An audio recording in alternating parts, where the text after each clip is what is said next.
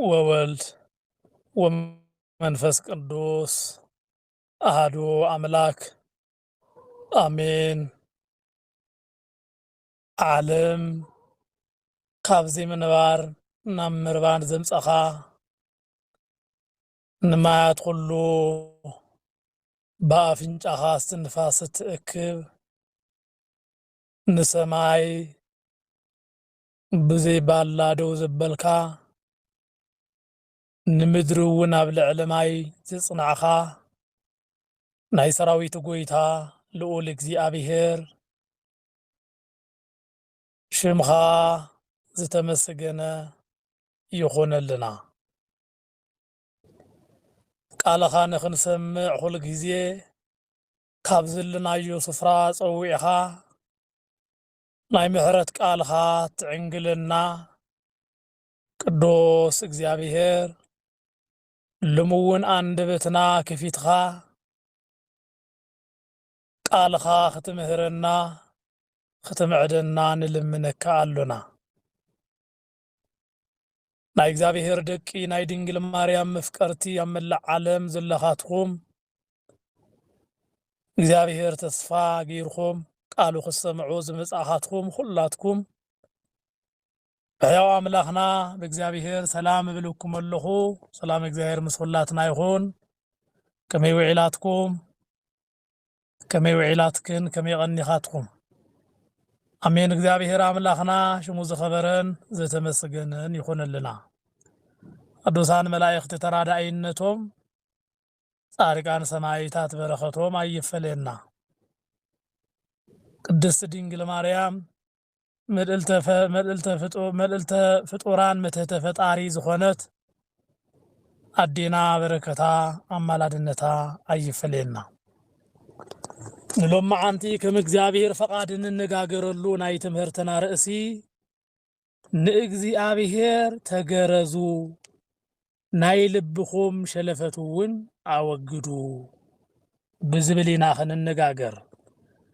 ትንቢተ ኤርምያስ ምዕራፍ 4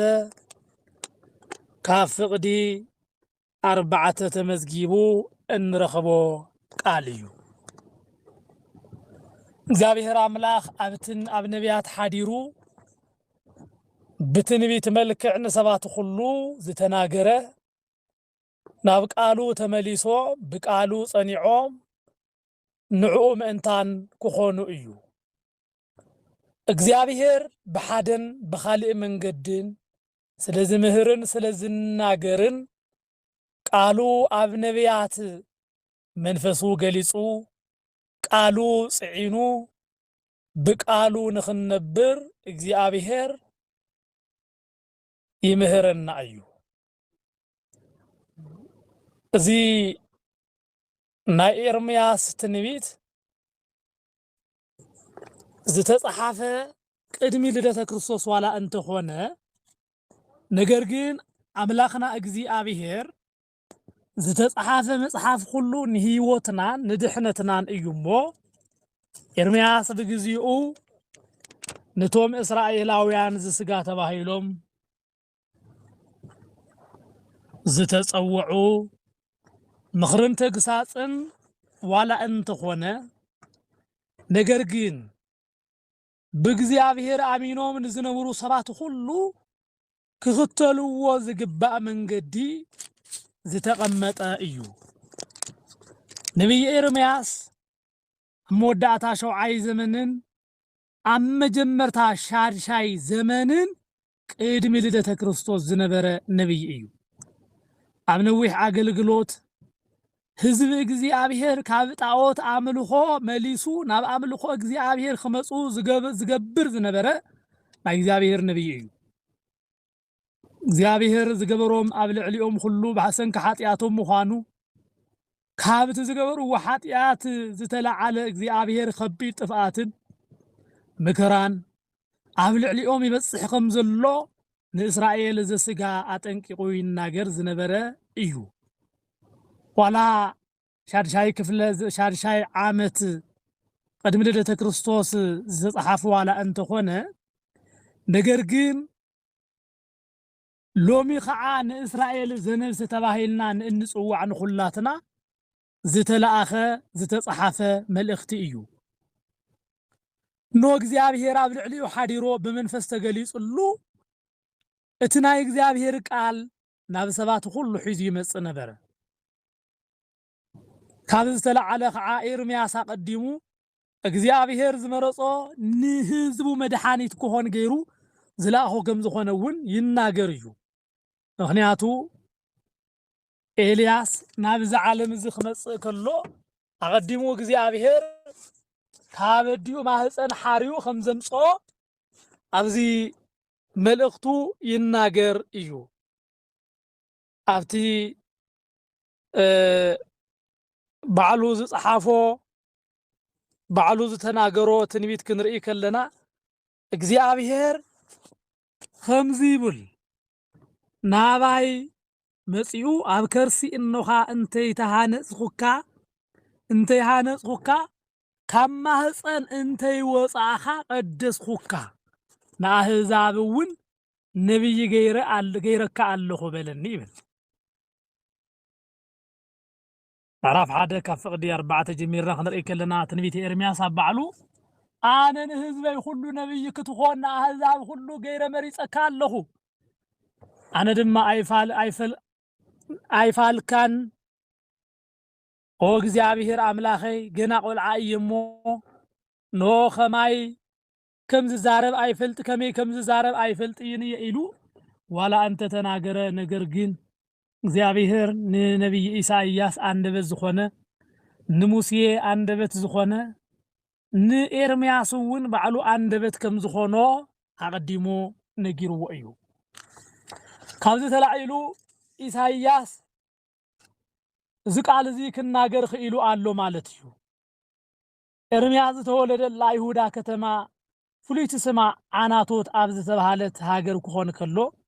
አቡ ህልቅያስ እዩ አዲኡ ከዓ ማርታ ይባሃሉ ካብ አዲኡ ማህፀን ጀሚሩ እግዚአብሔር ንቅድስና አገልግሎት ዝመረጾ ሰብ እዩ እዚ ነብይ ኤርምያስ ኢልና ንጽውዖ ትንቢተ ኤርምያስ ሰቆቃወ ኤርምያስ ባሮክን ትንቢተ ባሮኩን ዝጽሓፈ ከም ዝኾነ ይእመነሉ እዩ ኣብ 7ይ ክፍለ ዘመን መጨረሻ ዝነበረ ነብይ ከም ዝኾነ ይነገረሉ ስለ እስራኤል ኃጢአቶምን በደሎምን ኣብዚሑ ዝናገር ብሰንኪ ጥፋቶም እግዚአብሔር ይቀጽዖም ከም ዘሎ ብሰንኪ ንስሐኦም ከዓ እግዚአብሔር ይቅረ ይብሎም ከም ዘሎ ይናገር ዝነበረ ነብይ እዩ በረከቱ ይሕደረና ስለዚህ ዛዕባ ኢሳይያስ ህይወት ታሪክ ከም ዝካበልና ናብቲ ቃል ግን ክንኸይድ ከለና ከም ዝብል ቃል ኢና ንረክብ እንሆ ንህዝቢ ዓለም ኩሉ ክናገር ከሎ ኢሳይያስ ናብ ንስሐ ህይወት ክምለሱ ምእንታን ናብ ኣምላኾም ንእግዚአብሔር ንዝጠለሙ ንእስራኤል ዘስጋ ከም ዝኽብል ይነግሮም ኦ እስራኤል እንተ ተመለስካ ናባይ ደኣ ተመለስ ንርኽሰትካ ካብ ቅድመይ እንተ ኣወጊድካ ሽዑ እግዚአብሔር ሕያው እዩ ኢልካ ብሓቅን ብቅንዕናን ብጽድቅን እንተ መሓልካ ኣህዛብ ከዓ ብኡ ክባረኹን ብኡ ድማ ክምክሑን እዮም ይብል እግዚአብሔር ንህዝቢ ይሁዳን ኢየሩሳሌምን ከምዚ ይብል ኣሎ ጽግእኹም ሕረሱ ኣብ ዕሾኽ ኣይትዝርኡ ኣቱም ሰብ ይሁዳን ኣብ ኢየሩሳሌም እትነብሩን ብሰንኪ ክፍኣት ግብርኹም ቁጣዓይ ከም ሓዊ ኸይነድድ እሞ ሓደ እኳ ክጠፍእ ከም ዘይኽእል ሓደ እንኳ ከጥፍኦ ከም ዘይኽእል ልቕሬታ ሓደ እኳ ከጥፍኦ ከም ዘይኽእል ኮይኑ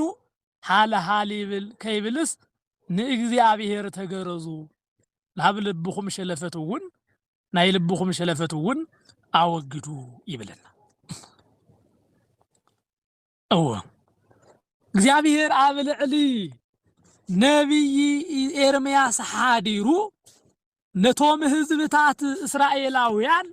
ከም ዝኽብል ይነግሮም ኣሎ ተመለሱ ተተመለስኩም እውን ናብ ዓለም ይኩን ናባይ ተመለሱ ልብኹም ብኽፋትን ብተንኩልን ተታሒዙ ኣሎ እቲ ትኸድዎ ዘለኹም ኽያዶ መንገዲ ንህይወትኩም ጠቃሚ ኣይኮነን ኣብ ሰብ ተስፋ ኣይትግበሩ ተተመለስኩም ናብ ኃጢአትኩምን ናብ ምድሪ ድጋፍኩምን ኣይትመለሱ ኢኹም ናብ እግዚአብሔር አምላክኩም ለአ ተመለሱ ይብል ምክንያቱ ካብ እግዚአብሔር ቁጣዓ ምእንታን ክድሕኑ እግዚአብሔር ካብታ ዝገበርዎ ኃጢአት ተመሊሶም ምሕረት ክነኽቡ ምእንታን ስለዝደሊ እግዚአብሔር ነዞም ሰባት እዚአቶም ብቁጣዓ ዓይኑ ክርእዮም ኣይደለየን ብምሕረት ዓይኑ ርእዩ ግን ተመሊሱ ምሕረት ክገብረሎም ስለዝደለየ ነዚ ነብይ ለኣኸሎም ኣብ ልዕሊ እቲ ነብይ ሓዲሩ እግዚአብሔር ንዑ ተመለሱ ይብል ሎም እውን እግዚአብሔር እኮ ኣብ ልዕሊ መምህራን ሓዲሩ ተመለሱ ብስጋኹምን ብነፍስኹምን ከይጠፋኹም ተመለሱ ይብለና ኣሎ እግዚአብሔር ናብ ልቦናና ክንምለስ ናብ መንገዲ እግዚአብሔር ክንምለስ ባዕሉ እግዚአብሔር ይርዳአና ሎሚ ሰባት ሁሉ ብልቦም ሐሳብን ብኽፍአት ልቦምን ይኸድዎ ዘለው ኽያዶ እግዚአብሔር አዝዩ ዝሕዝን እዩ እግዚአብሔርስ ከይቁጣዓኩም ተቆጥዑ ኸአ ብመዓቱ ከየጥፋአኩም ምእንታን ናብ ህይወትኩም ተመለሱ ይብለሉ ምክንያቱ ልቦም ከይተገረዘ ኣብ ልቦም ትርፍ ነገር ገይሮም ኣለው እቲ እግዚአብሔር ተገረዙ ናይ ልብኹም ሸለፈት አወግዱ እቲ ትርፍ ዝኾነ ነገር እቲ እግዚአብሔር አድላይን ጠቃምን ዘይኾነ ነገር አወግዱ ይብሎም ኣሎ ኣብ ልቦናና ጠቃሚ ዘይኾነ ክፉ አምልኾ ኣለና በሐሳብና እንነጋገሮ ኃጢአት ሸለፈት ኮይንና ኣሎ ንእግዚአብሔር ከቀይሙ ዝኽእሉ ነገራት ኣብ ልቦናና ተደርዲሮም ኣለው እዚአቶም ከዓ ምስ እግዚአብሔር ዘባእሱና ምስ አምላኽና ምስ ፈጣሪና ዝፈላልዩና ምድራዊ ህይወትናን ሰማያዊ ህይወትናን ሓዊ እቶን ዝገብሩ ደአምበር ጠቃምቲ ዘይኾኑ ነገራት ብምዃኖም እዩ እግዚአብሔር ንዓና ካባና ንላዕሊ ዝሕስበልና ካባና ንላዕሊ ሰናይ ነገር ዝገብረልናን ብምዃኑ እታባና ክፍጸም ዝሓሰበ ነገር እንኳ ከይፍጸም እግዚአብሔር ዝከላኸል እዩ ነዚ እዩ በሰንኪ ኃጢአትና ዝመጻአና መቅሰፍትን መከራን አቀዲምና በእግዚአብሔር ምሕረት ክንሽፍን ምእንታን እግዚአብሔር ይቅርታ ክገብረልና ምእንታን እዩ እዚ ነብይ ዝነግረና ዘሎ ንስሐ የድልየና እዩ ልባምነት የድልየና እዩ ለምውን ኣብቲ ናይ ተማሊ ልቦና ደው ዝበልና ሰባት ኣለና ልቦናና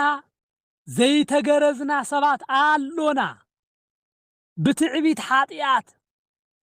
ተወጢርና ዝተቀመጥና ሰባት ኣሎና ግደፉ ናብ እግዚአብሔር ተመለሱ እዚ ኣይጠቅመናን እዚ ኣይሕግዘናን ኣይረድአናን ብባዕልትና ሓይሊ ረኺብና ንዓለም ኣይንስዕራን እግዚአብሔር እውን አባና ክገብሮ ዝደልየ ምሕረቱን ፍቅሩን ከይፍጽሞ ብሰንኪ ኃጢአትና ረድኤት እግዚአብሔር ካባና ክርሕቅ ይገብረልና ልቦናና ብተንኮል መሊኡ ኣሎ ብሕሰድ መሊእና ኣለና ናይ ሽም ክርስቲያናት ሰባት ኮይንና ኣለና ህይወት ደሎና ትርጉም ደሎና ጨካናትን ክፉአትን ኮይንና ኣለና እግዚአብሔር አምላክ ደጊምና ደጋጊምና ካብ አይሁዳውያን ንላዕሊ ኣብ መስቀል ንሰቅሎ ዘለና ሰባት ኣሎና ኢና ብኽፍአት ልቦናና አይሁዳውያን ብኽፍአት ልቢ ኢና ንፈልጦም በቲ ዝገብርዎ ዘለው ጥፍአት ኢና ንፈልጦም ልብ በሉ ብተንኮል ብትዕቢት ልቦም ብዘይ ምክራዝ ሒዞምዎ ዝነበሩ ክፍአት ግን نأملاخهم نخسقلو قبيروهم قالو لو من حواتنان نحاتنان بقفعن بمكران بچكان نقتل زلنا نحنا دي يخونان كالي دلو ايو اب حاونان اب حابتنان لبونانا زي تغرز خوينو ناي እግዚአብሔር ቁጣዓን መዓትን ኣብ ቅድሚና ክትነድድ ንገብር ዘለና እኮ ንሕና ኢና ናይ ኻል ዓድማ ኣይኮነን ናይ ኣህዛብ ዓድ ንብሎም ኣይኾኑን ኣውሮፓውያን ኣሜሪካውያን ኖ ኣይኾኑን ፍጹም ኣይኾኑን ንሳቶም ካብ ሰብ ሓሊፎም ንእንስሳት እንኳ ይርሕሩሕ ኣለው እግዚአብሔር ከምዚ ኢሉ እዩ ነቶም ናተይ ዝኾኑ ናተይ ክገብሮም እየ ኢሉ እቶም ብሽሙ ዘይተጸውዑ ናቱ ክኾኑ እዮም ብሽሙ ተጸውዕና ንሕና ኣብ ኣሕዋትናን ኣብ ወገናትናን ኣብ ህዝበ ክርስቲያን ንገብሮ ዘሎና ጭካነ ፍጹም ካብ ክርስቲያን ዝምንጩ ጸባይ ከይኾነስ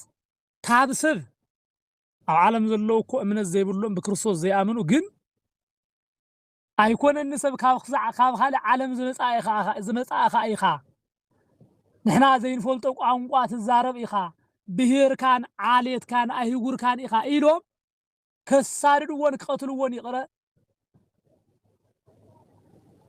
كابتا عدو زقبا عدو كاب زرخبا نلا علي تقمي هيبوم رديوم ينبرو بزل طعمي يقرمني سبن دق زمن نزلون تايو تعبيت منيتو ويكا تعبي مخدياتهم تايو تتباهيلوكو سبعاونة تتحزقهم صبوق سللو خني إذا سبعاوي رحم إذا سبعاوي تحزان جد أبي يخفص زنبرو أب أبراهاماويان هي أبراهام أمنة لنا إلنا نأمن بكريستوس كريستيان زتبهلنا نحنا كوينا خنخون نيرنا لو مقاشا مسيون كوا تقبلنا زين حدر خفوات تشكانات قاشا خويننا أندا سب حديرنا ون بسلام دقيسنا حديرنا خنوص زين خير فرقتين قحليان خويننا لنا إذا بخال عالم زفصم زلو خوي خونس أبانا عدنا زفصم زلو نتحلاف جنزب خبهال بچكان لبي بزي تقرز لبونا سبب أمو بهيوتون دهالوا زقرمكو أيو بهيوتون دهالوا أكالات سونتو أوصيهم زشوطلو عالم هاجر إنار زلنا كابزن لعلي خفاءاتن كابزن لعلي بدلن يلن نزيو قدوس إيساي قدوس إرمياس نكزابير تقرزو لبخم شلف ناي لبخم شلفتون أوقرو زبلنا زلو لبونانا كانن محرز زيبلون خوينو قالو كابسب جنزب زقدمنا خويننا قالونا كاب عملاخنا نجنزب جزوات خويننا قالونا فصوم نجزابير زي إزز لبونا تفتيرو لنا قالو ويلنا جزابير جن بفقرو يصوعنا انتا يخبها الخوينو لو بيقالو زي نسمع زخونا تناجيرونا تسبيخنا زي نسمع خويننا قالونا كامناي هايمانوت ممران ناي عالم بوليتيكا دمص نسمع سبات خويننا قالونا بزقرم لو منومس نا عادنا خير خانكوا زي نبرلو هاجر خوينلو لكم ور ناي چكانه وصيد كو خال ايكونا هايمانوت يبلو من ابز بحالو عدي انتاي خغور إنا خنمن تاي نا خنحلو كابتوم هايمانوت زي ولوم سبات انتاي نا خنحلو منم كو يحلون هبا حزاب فريها እግዚአብሔር ዘይብሎም ስለ መንግስተ ሰማያት ዘይፈልጡ ስለተገበርዎ ግፍዒ እግዚአብሔር ከይኸፍለና እግዚአብሔር ከይብድለና ኢሎም አፍልጦ ዘይብሎም በእግዚአብሔር ዘያምኑ ካብዚአቶም ታክትሕሉ ትقولو ምንም አይንሕሉንኮ ምንም አይክሕሉኒ ካብዚአቶም ነገር ግን ንሳቶም በስራሕ ተመሓይሾም ንሕና ግን ካባቶም ጨኪና خافئنا نركب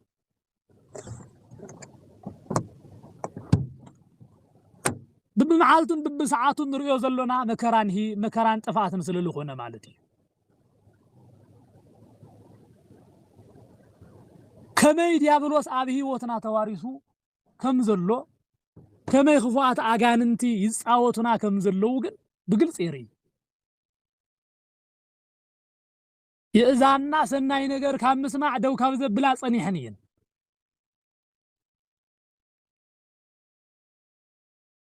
አብያተ ክርስቲያናት ሁሉ ዝናገርኦ ቤተ ክርስቲያን ተመሐላልፎ ቃል አቦታት ዝናገርዎ ቃል አይን ሰምዕን ብለይ ካብ ዝበልና ጸኒሕና ኢና ካብ ቃሉ መስመር ካብ ዝወፀና ጸኒሕና ኢና ንቃሉ እምብለይ ኢልና ካብ ዝወፃናማ ነዊሕ ገይርና ኣለና እግዚአብሔር ይፈውሰና ለአምባ ኣብ ልቦናና ትርፍ ዝኾነ ነገር ሸለፈ ስለ ዝገበርና ልቦናና ንእግዚአብሔር ዝተገረዘ ስለ ዘይኮነ ነውርን ርኹሰትን ኣብ አካላትና ኣብ ህይወትና ስለ ዝመላእና بقالن بشمن እግዚአብሔር ኮይንና بتግባርን بهيوتن ግን ካብ እግዚአብሔር ወፃእ ዝኾንና ሰባት ስለልኾንና እትን ሰምዖ ንርእዮ ዘለና ነገር ሁሉ አጸያፍን ነውርን ኮይኑ ነውር ገይጽና ኮይንና ኣለና በሐቂ እግዚአብሔር ለአምሕረቱ ይላከልና እምበር ኤርምያስ ካብ እግዚአብሔር ተላይኹ ነቶም እስራኤላውያን በዝርኹሰትን ብሞት መንገድን ይኸዱን ዝነበሩ እዩ ዝነግሮም ዘሎ ጎዳና ህይወቶም ናይ ሞት መንገድ ስለልኾነ እንተ ተመለስካ ናባይ ተመለስ ንርኽሰትካ ካብ ቅድመ እንታ ወጊድካ ሽዑ እግዚአብሔር ሕያው እዩ ኢልካ بحقن بقنعنان بصدقن انت محالكا عذاب خعا بو خبار خوان بو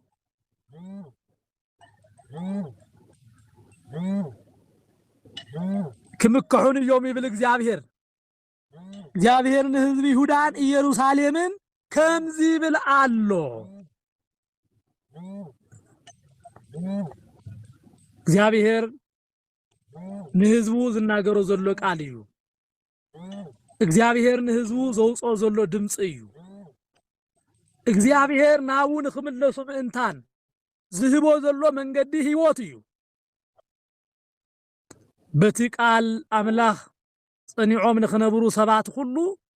ዝናገሮ ዘሎ ቃል እዩ እግዚአብሔር ናባይ እንተ ተመሊስኩም አነ ክምለስይ ነገር ግን አይመለስን ይልኩም ብዘንክ ክፋት ግብርኹም ቁጣይ ከም ሓዊ ኸይነድድ እሞ ሓደ እኳ ከጥፎ ከም ዘይኽእል ኮይኑ ሃልሃል ከይብልስ ንእግዚአብሔር ተገረዙ ዓለም ከም ድሌታትኹን አይምልኸተና ዓለም እንዳጠፈት ወዒላን ተሓደረት ንሕና አይምልኸተናን ነገር ግን ዓለም ጠፊኣ አላ ኢልና ግን ኣብ እግዚአብሔር ክንዕምጽ የብልናን ናይ ልብና ሸለፈት ክነወግድ ይግባአና እግዚአብሔር አምላኽና ብናይ ህይወት መንገድ ክንኸድም እንታን ዝነግረና ዘሎ ቃል ብተገርዘ ልቦና ኮይንኩም ንበሩ ንቃለይ ጸኒዕኩም ንበሩ በርግጽ አነ ክመጽይ አይኽድንጉይንየ አነ ብጽድቅን በሐቅን ዝፈርድ አምላኽ እየሞ ናይ ልቦናኹም ትዕቢትን ናይ ልቦናኹም ክፋአትን ናይ ልቦናኹም መርገምን አወጊድኩም ንዓይ ምሩጻት ኮይንኩም ንበሩ ይብለና ኣሎ እግዚአብሔር ምናልባት ግን ምስ ዓለም ተሻሪኽኩም ልብኹም ብክፋአትን ብተንኮልን ተመሊኡ ካብ ጽድቀይን ካብ ህይወተይን ኸይትፍለዩ ምእንታን ንሆ ነብይ ልእኽልኩም ኣለኹ በቲ ነብይ ቃል ሰሚዕኹም ተዘይተመሊስኩም ወይለኹም እታ በቅድሚኹም ዝነድድ ሓወይ ሃልሃል ዝብል ማንም ከጥፍኦ አይክእልን ክበልዓኩምን ክቃጽለኩምን እዩ ይብል እግዚአብሔር ገሃደ ይመጽእ ወአምላክነ እያረምም እሳት ይነድድ ቅድሚሁ ኣብ ቅድሚኡ ሓዊ ዝነድድ አምላኽ እግዚአብሔር ነቶም ልቦም ዝዓመፀ ክቃጽሎም እዩ ከንድዶም እዩ ነቲ ሃልሃልታ ማንም ከጥፍኦ ዝኽእል ዘይብሉ ሓዊ በተሐውት ቅድሚ ምቅጻልና ናብ ልቦናና ክንምለስ ግን እግዚአብሔር ዕድመ ጻውዒት የቅርበልና አሉ ዕድመኡ ተቀቢልና ናብኡ ተዘይቀሪብና ከይተቃጸልና አይንተርፍን ከይንቃጸል ግን እግዚአብሔር ኣብ ልዕሊ ነቢያቱ ሓዲሩ ንዑ ተመለሱ እፉኡ ልቦናኹም ብቅዱስ ቃሉ ቀድሱ እቲ ዝተረረ ልቦናኹም እግዚአብሔር ቃል እለይዎ ይብልና አሉ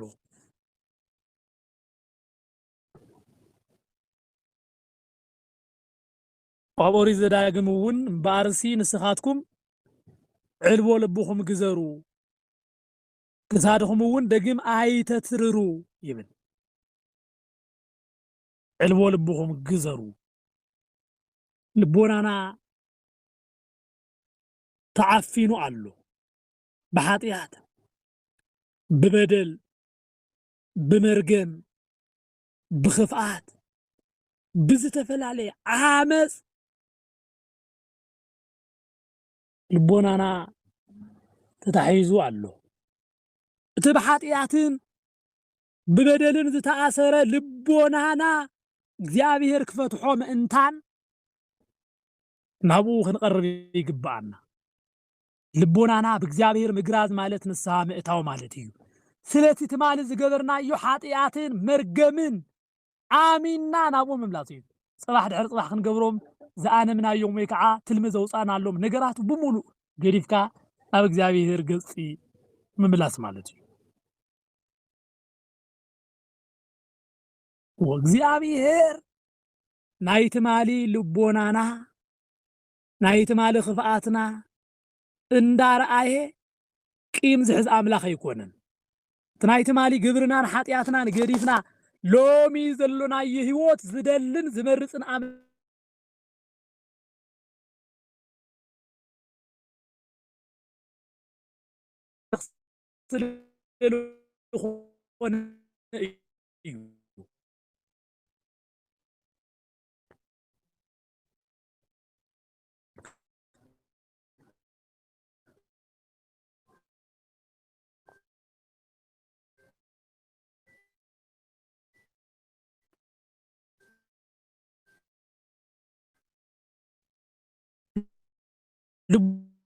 ልቦና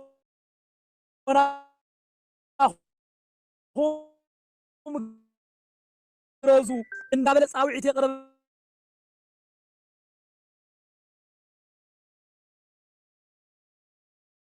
ሆናና ብንስሐ መንገዲ ሓጺምና ንዕኡ ዝኾንና ሰባት ኮይንና ክንነብር ምእንታን እግዚአብሔር ብብትውልዱ ብብዘመኑ ይጽውዓሉ ካብ እስራኤል ዘስጋ ነላዓሊ ልቦናና አትሪርና አለና ሎሚ ኣብ ኣእምሮና ዘሎ ሕልምናን ውንናን ሕልምናን ራእይናን ሁሉ ገንዘብ ኮይኑ ንገንዘብ ጥራሕ እንነብር ሰባት ኮይንና አለና ናይ ገንዘብ ጥቅም እንኳ ዘይንፈልጥ ኮይንና ገንዘብ ንዓና ንህይወትና ክንደየናይ ጠቃሚ ክንደየናይ ውሕስ ምዃኑ እንኳ ክንርዳእ ዘይንኽእል ሰባት ኮይንና አለና ሰብ ንዓለም ክብል ዝገብሮ ዘሎ ጥፋትን በደልን ክንርኢ ከለና ፍጹም መስካሕካሕን መሕዘንን እዩ ሰብ ንገንዘብ ክብል እዩ ልቡ ዘትረረ ሰብ ንዓለማዊን ንሓለፋውን ንሓላፍን ነገር ክብል እዩ ልቡ ክንድዚ ዝኣክል ዘትረሮ እግዚአብሔር ከዓ በዚ ተቀይምና አሎ ንገንዘብ ክድብል ኣብ ልዕሊ ሕዋትና ተለዓዒልና ኢና ኣብ ልዕሊ ሕዋትና ኣብ ልዕሊ ሓትና ዓሚፅና ኣብ ቦታትና ኣብ ዲያታትና ከይተረፈ ገበን ፈጺምና ኢና በዚ ከዓ አምላኽና እግዚአብሔር ሓዚኑ እዩ በዚ ከዓ ንእግዚአብሔር አምላኽ ኣቀይምናዮ ኢና አምላኽና ንእግዚአብሔር ሎምን እግዚአብሔር ዘይሕዘነ የለን ንግዚአብሔር ዘየቀየሞ የለን ልቡ አትሪሩ እንታይ ጸገም አለዎ እንታይ ሽግር አለዎ እንዳበለ ሽግር ፈጣሪ ወለዶ ተፈጢሩ አሉ ዳ ሽግር አለዎ ባዕሉ ቃሉ ሽግር አለዎ እንታይ ጸገም አለዎ እቲ ቃል ባዕሉ ጸገም አለዎ እሞ በዚህ ድፍረት እዚ በዚህ ኃጢአት ዝኸይድና ዝረኸብናዮ ገንዘብ በዚህ ኃጢአት ዝኸይድና ዝረኸብናዮ ፍልጠት እንታይ ይጠቅመና ኾን ክንደየና ዓመት ካብዛ ምድሪ እዚኣ ንምንባር በዓል ማቱሳላ ዕድመ ጽጉባት እንኳን ነዛ ዓለም እዚኣ አዛ ዓለም እዚኣ ዝረኸብዎ ነገር የለን ዕድመ ቁፂሮም ካብ መኻድ ጥራይ ምንም ዝተባሃለሎም ነገር የለን ዝረኸብዎ ጥቕሚ ከም ዘለውን ኣይተነግረን ሰብ ንዓለም ረቢሑ ንኣምላኹ እንተስኢኑ ነብሱ ግን እንታጉደለ እንታይ ረብሓ ኣለዎ እንታይ እዩ ጥቕሙ እንታይ እዩ ጥቕሙ ጥቕሚ የብሉን ባርሲ ንስኻትኩም እውን ዕልቦ ልብኹም ግዘሩ ክሳድኹም እውን ደጊም ኣይተትርሩ እግዚአብሔር እሺ በሉ ናብኡ ተመለሱ ያኣኽለና እስካብ ሕጂ ዝሰራሕናዮ ኃጢአት እስካብ ሕጂ ዝሰራሕናዮ በደል ኣይጠቐመናን ሓንቲ ስድሪ እኳ ክንጓዓዝ ኣይረድኣናን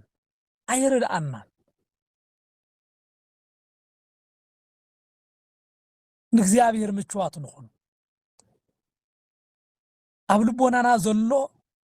ገና ካብ ቁልዕነት ሒዙ ተሓዛዚሉ ዝመፀአ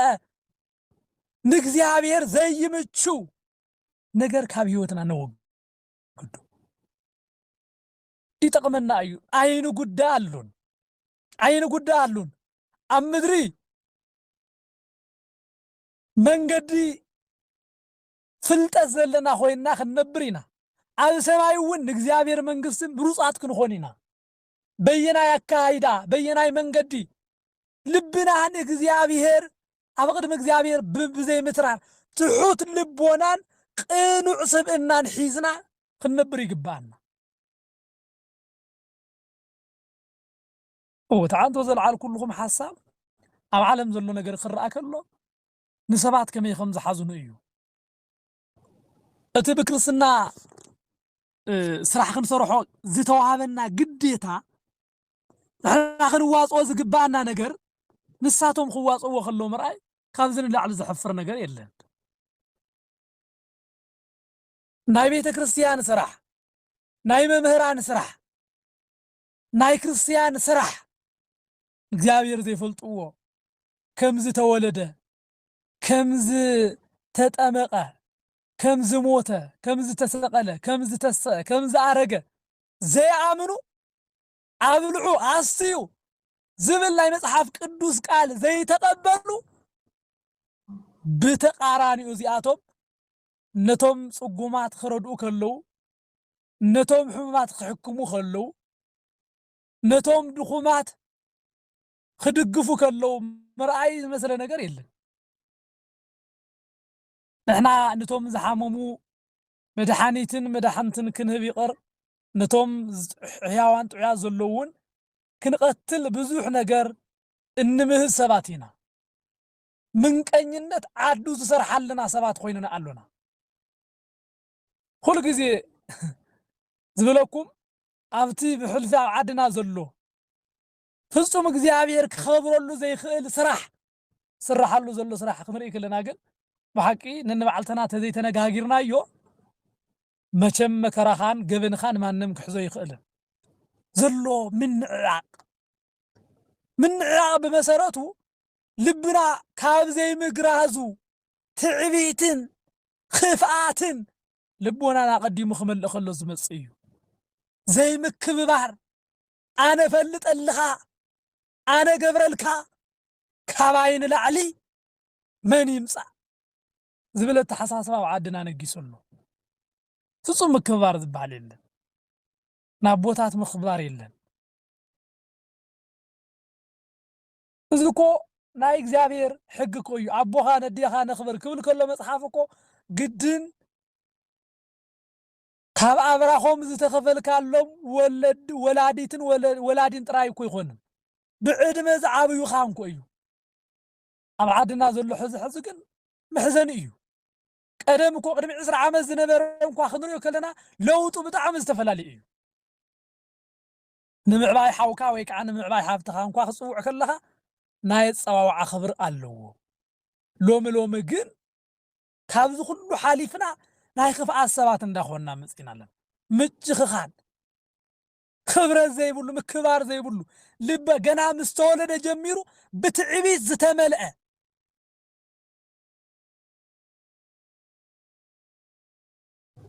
ትዕቢት ከዓ ናይ ዲያብሎስ እዩ ትሕትና ናይ ድንግል ማርያም እዩ ናይ ትሕትና ሰብ ንኣምላኽ መሕደሪ ይኾነ ናይ ትዕቢት ሰብ ከዓ ዲያብሎስ ታሕቲ እመቀመቅ ወረደ እሞ ካብ ትዕቢት ፍረ ዝረኸቡ በዓል መን ይኾኑ ከመይ ኸ ንዓኣቶም ምርኣያ ጌርናዮም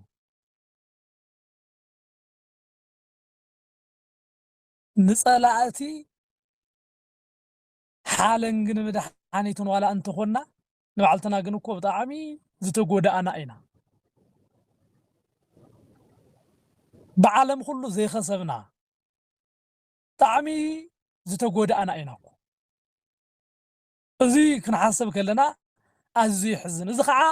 መሰረታዊ መንቀሊ ጉዳዩ ግን ካብ እዩ ተባሂሉ ግን ንእግዚአብሔር ካብ ዘይምእዛዝ ዝመጽእ እዩ ንሰብ ዘይምእዛዝ ንእግዚአብሔር ዘይምእዛዝ እዩ ንእግዚአብሔር እዘዞ እየ እንዳተባሃለ ነቲ መምህር ዘይእዘዝ ተኾይኑ ንዘምህሮ ዘይኽብር ተኾይኑ እንታይ ትርጉም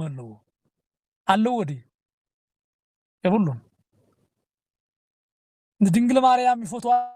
እየ እንዳበለ ንሓፍቱ ዘይኽበር ንሓፍቱ ዝዕምፅ ተኾይኑ ግፍዕን ገበንን ዝፍፅም እንተኾይኑ ጓል ኣንስተይቲ ዝዕምፅን ጓል ኣንስተይቲ ዓቕሚ ዘይብላን ትሕቱን ገይሩ ዝርኢ ተወለዶ እንታይ ክኾን ይኽእል ፍጹም ንድንግል ማርያም ንኣምላኹ ንእግዚአብሔር ክኽብር ኣይክእልን ግን ኣብ ክሳዱ ንዘላ ክሪ ሞዋቲ እየ እንዳበለ ነገር ግን ብተግባር ክርስትና ዘይነብር ተኾይኑ እዛ ኣብ ቅድሚ እግዚአብሔር ትርጉም የብሉን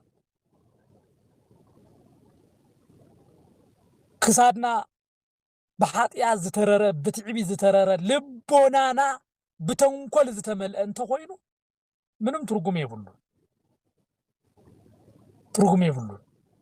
ኣጽዋማት ብትክክል ዘይጽውሙ ኣለዉ ስርዓታት ብስርዓት ብትክክል ዘይኽበሩ ኣለዉ ኣቦታት መምህራን ብዝግባእ ዘይኽበር ኣለዉ እግዚአብሔር ዝኣዘዘና ብትክክል ደንዋፃእ ኣሎና የለን ብድፍረት ኢና ንነጋገር መምህራን እንኳ ደፊሮም ንኸምህሩ ዝፈርሑላ ዓዲ ኮይና ኣላ ተሓቂ ነገር እዩ ነግረኩም ዘለኹ ኣብተን ኣናእሽተይ ዘለዋ ከተማታትና እንኳ ተና ኣናእሽተይ ዕዳጋታት ዝግበረለን እንኳ እንተሪኢኹም እውን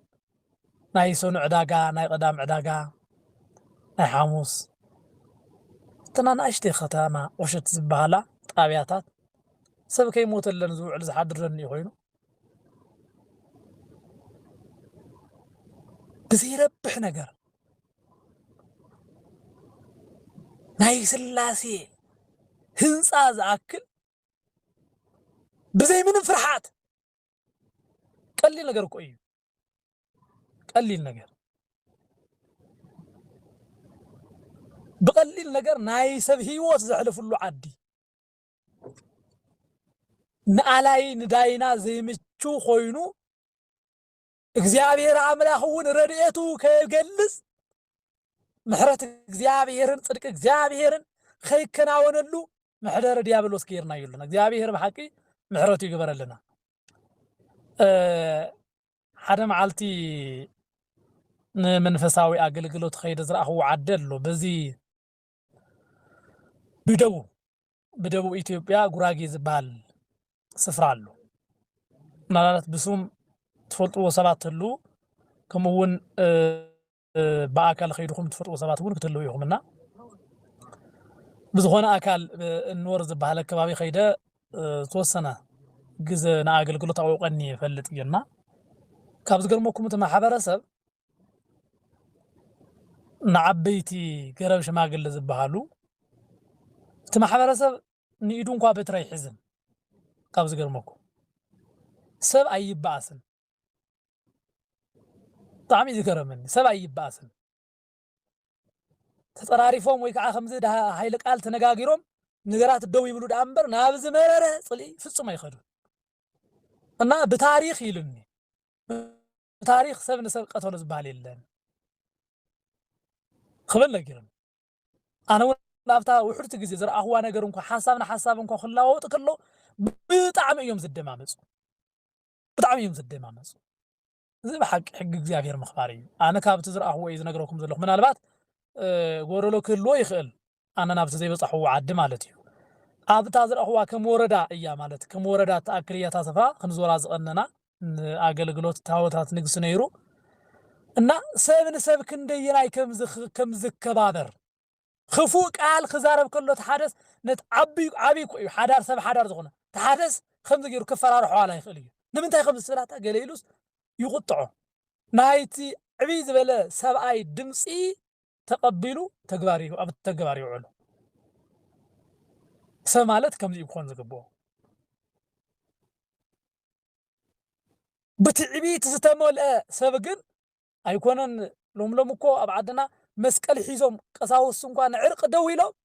ሓሊፉ ዝቐትል ሰብ ኣሎ ፍጹም ናይ ቦታትና ባህልና ሽምግልና እንኳ ሓሊፉ ዝኸይድ ማለት እዚ ካብ ትዕቢት ዘመንጨወ ልቦና እዩ ኣቦታት እንዳወገዙ ዘይስማዕሉ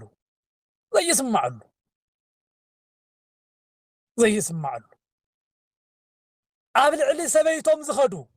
ዝዝሙቱ ዝሙት ከም ገይፂ ዝቁፀረሉ እዚ ብጣዕሚ ይሕፍረና እዩ እዚ ነውሪ እዩ እዚ ኩሉ ምንጩ ግን ካበ እዩ ተባሂሉ ልቡ ዘትረረ ንእግዚአብሔር ዘይግዛእ ልቦና